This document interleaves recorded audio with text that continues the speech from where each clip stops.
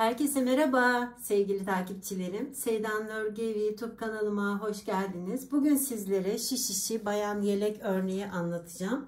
Örneğimiz için böyle orta kalınlıkta mürdüm, lila, mora yakın, tam rengini bilemiyorum. Bir renk kullandım. 3 numarada şişimiz var. 3 numara. Şimdi böyle parça halinde başladım. İnşallah ilerleyen zamanda yelek olarak devam ederiz. O zaman ilmek sayılarını falan da veririm. Şimdi bugün sizlere bir örneği, 2 tane de aradaki ajurunu anlatacağım. Ajur için 4 ilmek, örneği için 9 ilmeğe ihtiyacımız var. Toplamda bir ajur, bir örnek 13 ilmek. 13 ilmek, 13 ilmekten oluşan bir model bu. Hemen örgümüze başlayalım.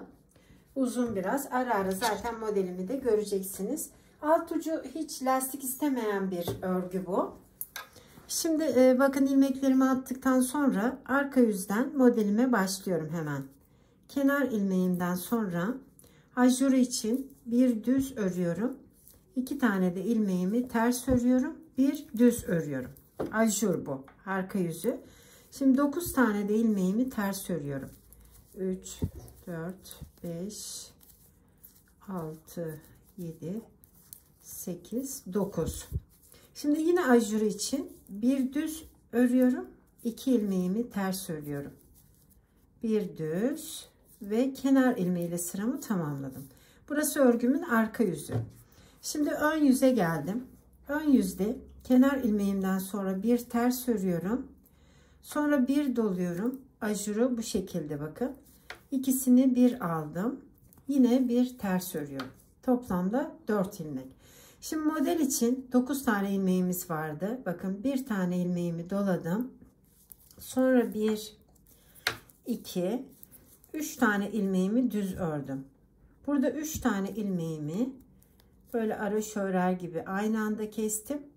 3 ilmeğim kaldı. 1, 2, 3. Onları da düz ördüm. Bir ilmek doladım. Şimdi örneğim şöyle başladı. Şimdi ajurlu olan yerindeyim. Bir ters örüyorum. Bir doladım.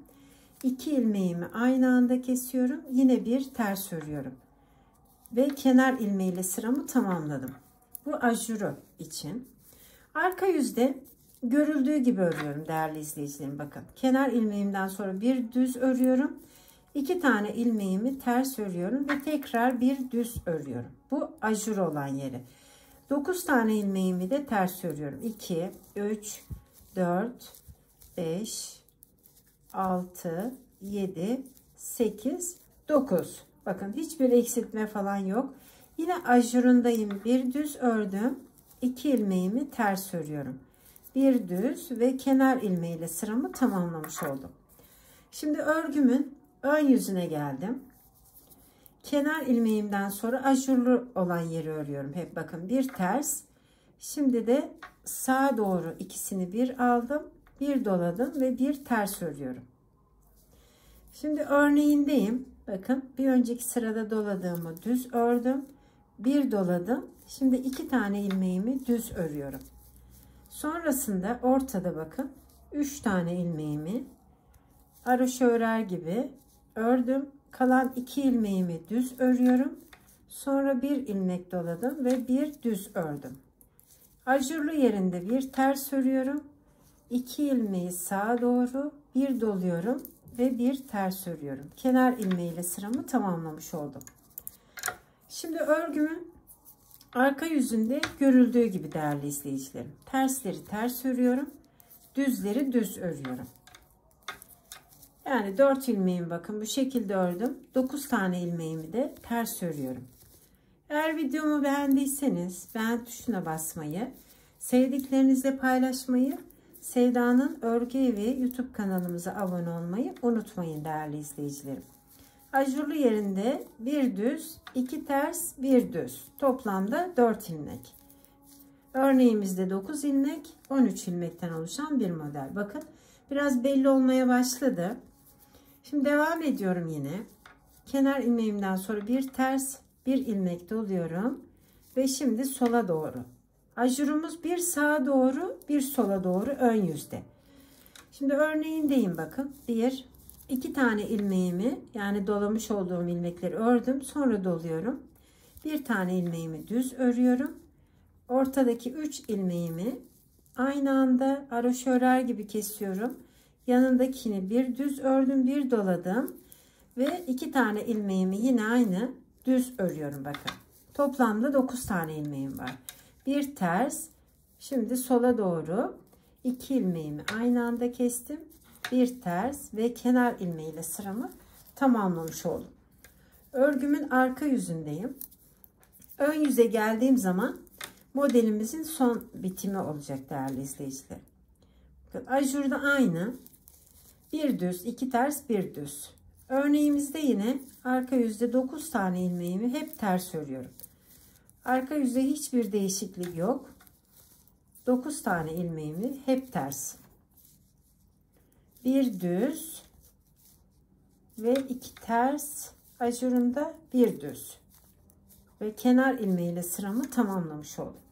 Şimdi örgümün ön yüzü ve son sırasındayım. Ajur için bir ters ördüm. Bakın, sonra 2 ilmeği sağa doğru bir aldım, bir doladım ve bir ters ördüm. Şimdi modelimdeyim. 1, 2, 3 tane ilmeğimi düz ördüm, bir doladım. Bakın. Sonrasında yine 3 ilmeği aynı anda kestim ve bir doladım. Kalan 3 ilmeğimi yine düz ördüm. Ajur, bir ters, 2'yi sağa doğru bir aldım, bir doladım ve kenar ilmeğiyle sıramı tamamlamış oldum. Şu an bir örneğim bitti değerli izleyicilerim. Bakın. Arka yüzde görüldüğü gibi örüyorum. Bir düz, yani ajur için 2 ters, bir düz. Diğer örnekli olan yerde 9 ters örerken bir başlama yerini gösterelim. Siz o arada örneğimi izleyin yakından. Bir sırasını anlatalım ve bugünkü videomu tamamlayalım sevgili izleyicilerim. Harika bir örnek. Her yaşa uygun, kolay, zevkli, tam bir bayan yeleği örneği. Umarım sizler de videomu izledikten sonra beğenip yaparsınız sevgili izleyicilerim. Bakın, şimdi az önce göstermiş olduğum gibi ajurları ve bir örneği bitti. Şimdi ikinci örneğimizin başlama yerini anlatalım ve tamamlayalım videomuzu. Nasıl yapmıştık? Kenar ilmeğimizden sonra bir tane haroşa ördük. Sonra bir ilmek doladım. 2 ilmeğimi önce sola doğru alıyorum. Zaten belli. Sonra da bir ters örüyorum. Bakın. Haroşa, bu ajuru için. Şimdi modelime geldim. Önce ne yapıyoruz? Bir doladım. 1, 2, 3 tane ilmeğimi düz ördüm. Sonrasında ortadaki 3 ilmeğimi aynı anda kestim. Kalan 3 ilmeğimi de düz olarak ördüm ve bir tane ilmek doladım. Bakın, bu ilmek dolama yerlerini unutmayalım. Sonra ilmeklerimiz azalır. Nerede yanlış yaptık diye tekrar örgümüzü sökmeyelim. Bakın, modelim bu şekilde değerli izleyicilerim. Arka yüzde görüldüğü gibi zaten öreceğiz. Sonrasında yine aynı.